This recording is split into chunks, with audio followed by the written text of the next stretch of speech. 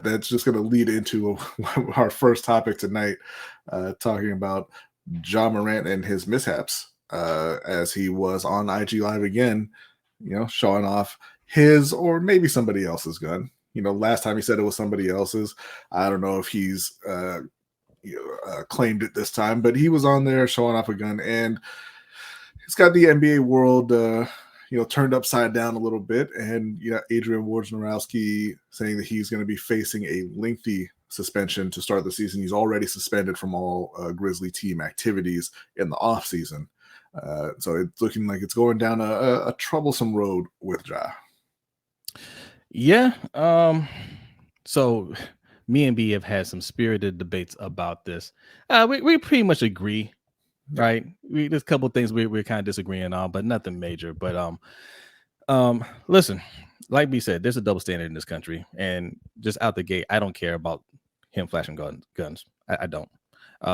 This country has an obsession with guns, despite the many mass shootings we have. There are no laws being changed, and we could say, hey, we want change, whatever, but we keep voting for the people that don't change, that take money from gun lobbyists and whatnot, right? Because I'll tell you right now, thoughts and prayers getting their ass kicked. Facts. Yeah. Facts. So when actual shootings happen, there's not enough action. We don't demand enough action on that end. But when you see a black athlete flash a gun, although recklessly, we clutch our pearls and say, oh, he has to be brought down. We got to take that man down. He's the problem, right? It's him flashing the gun, listening to rap music. Nothing good can come from that. I don't care about that narrative at all. What I do care about is Ja Morant. This is the second time he's gotten in trouble. He got in trouble for it the first time. He admitted fault. Said, hey, it's not a good look. I apologize. Won't do it again. Not being committed to the team having team meetings, say, hey, stay in the hotel room. Let's stay in the hotel room. We're on the road, so we're not, taking our eye off the game. We're focusing on basketball, and him ditching that agreement to just go out and party. His team playing better without him in the lineup. All this stuff, those are things that I'm focusing on more. Those are more detrimental in my opinion. And while I don't agree with, what they're saying he might get, like a half a season suspension from the league, I think that's a little harsh. At the same time, I don't feel bad for him, because how many times did people got to tell you to cut it out? Yeah. You know what I'm saying?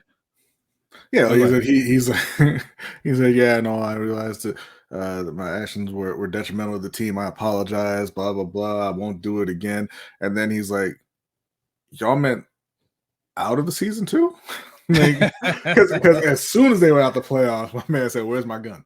I don't have, 41 games does seem harsh if it ends up being that.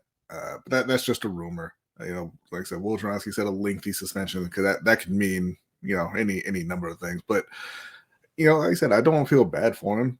This is a thing that, you didn't do anything illegal, but there's a lot of things that professional athletes are just not allowed to do because of their profession and because of the amount of money that they make and the fact that they represent these teams, they're public figures and everything like that. So it was made very clear to you last season that this is one of the things that you cannot do. Mm-hmm. And he said, I'm gonna do it. Right. So yeah, if you want to, if that's the way you want to act, you kind of get what you get at that point.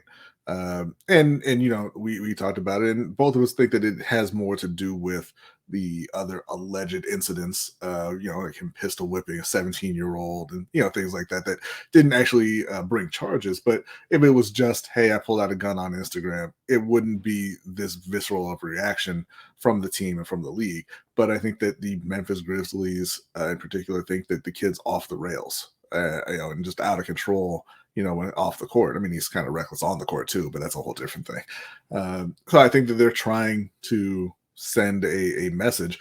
And, honestly, you would want that to come from his family, his father, or, his friends.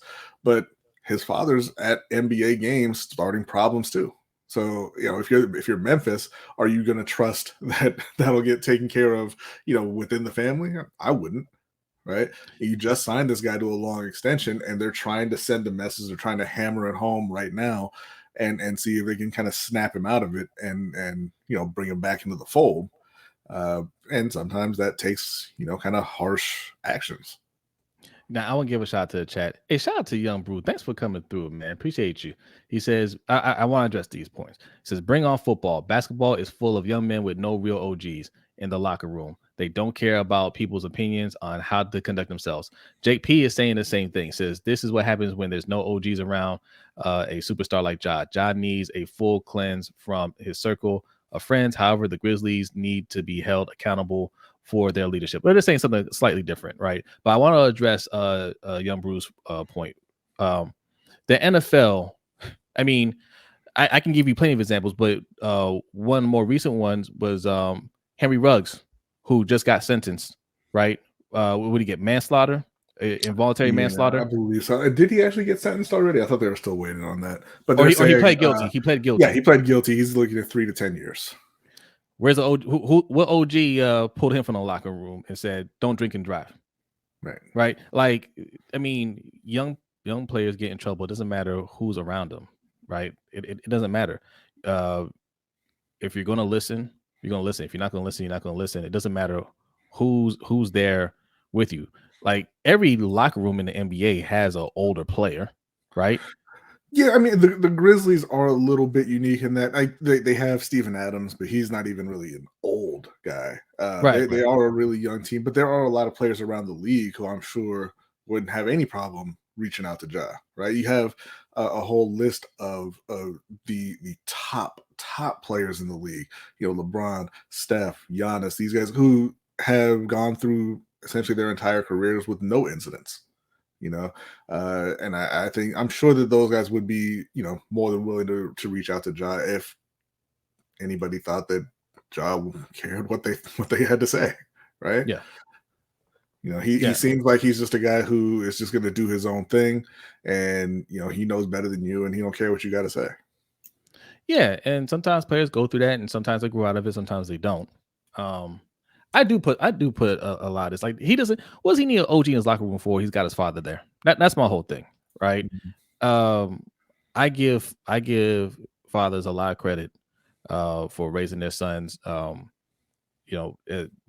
that point where they're in the NBA and their fathers were there guiding them. I'm a big advocate of that.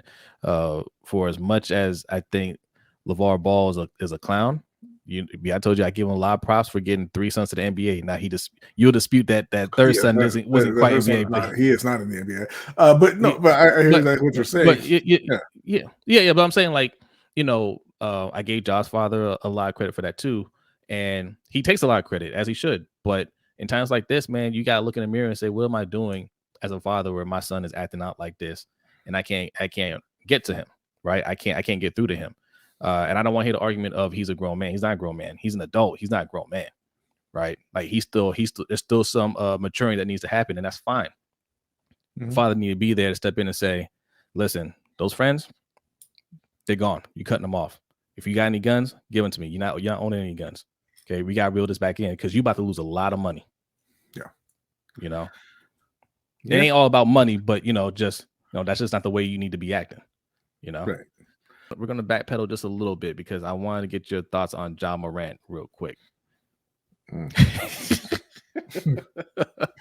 me get you set up there. There you go. Bro, like oh man, like I don't know. I don't know what's going on, what he's thinking. I mean, he's risking a lot of cheese right now, right? And it's not looking good for him. I mean, anytime you get the commissioner of the league on live TV saying, this doesn't look good, I think the suspension is going to be severe. So maybe it's something that he needs. Maybe he needs to sit down for a little bit. I don't know, but I just don't. I personally don't get it. Now, clearly, I appreciate that, Zahul. Um, Clearly he didn't take this last situation serious, right? And then part of that I put on the league, like 8 games, we whip-de-do, right? But you could kind of tell, you know, the way you got to tell the way he came off of that suspension, right? He still was acting a certain kind of way. Like I didn't, even with the way he was acting, I didn't think that we'd see this again, right? Right. But he did have this kind of carefree, careless, like yeah, whatever type attitude when he came back. So it's unfortunate. I do think, as I said on the episode I did talking about Ja Morant, I do think that whether he wants it or not, whether the league wants it or not, whether the fans believe it or not, he is the face or next in line to be the face of this in the NBA. Just because the young fans love him so much, his fan base with the kids is like huge and it's worldwide. And I think the commissioner alluded to that yesterday. So it's just not a good look for him. It's not a good look, for the league. Obviously, if this was the guy, that rides the bench for the Utah Jazz, it wouldn't be that big of a deal, right? Because they're not worried about him being anything or anywhere close to being any face of the league. But this is major because he has that star power, and they got to get a hold of this now, which is why I think it'll be a severe suspension, possibly up to a year. But I don't know, man. I just hope the What's up, brother B? gets it together because listen, that's a ton of. I'm sure Nike. We haven't heard it yet, but I'm sure Nike may back away from him. He already missed out on 40 million from not making All NBA. So he's gonna put a lot of cheese on the line. $40 million. What's up, Yep. Raven C? Raven C says, did anybody ask the real Ja how he feel? Like Dave says, where's Ja Rule? We need you, Ja. um, that's funny. That's funny. Kogan has a question here. It says, do y'all think the right place with the right mentors could help him grow and mature? And if so, then where? No, I think if his father can't get through to him, I mean, if I'm an exec, that's what I'm thinking. If his own dad is there every game with them, isn't getting through to him, who are we going to get that's going to really mentor him? Right? It's not a organization's job to babysit anybody. You're expected to be a professional.